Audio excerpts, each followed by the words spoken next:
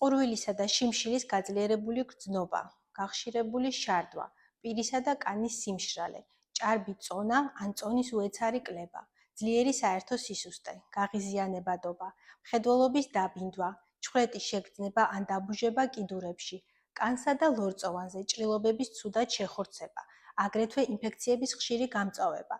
ეს შაქრიანი დიაბეტისათვის დამახასიათებელი სიმპტომების მცირე ჩამონათვალია. შაქრიანი დიაბეტი ქრონიკული მეტაბოლური დაავადებაა, რომელიც ხასიათდება სისხლში გლუკოზის დონის მატებით, რაც თავის მხრივ იწვევს სასიცოცხლოდ მნიშვნელოვანი ისეთი ორგანოებისა და სისტემების დაზიანებას, როგორიც არის თირკმელი, თვალი, ნერვული და გულსისხლძარღვთა სისტემა. ტიპი 2 შაქრიანი დიაბეტის ყველაზე გავრცელებული ფორმა.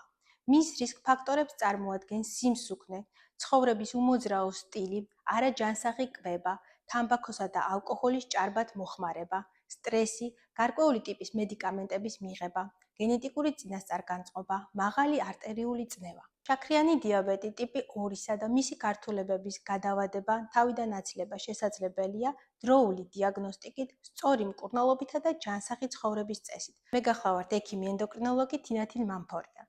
14 ნოემბერი დიაბეტის შესახებ ცნობიერების ამაღლების მსოფლიო დღეა.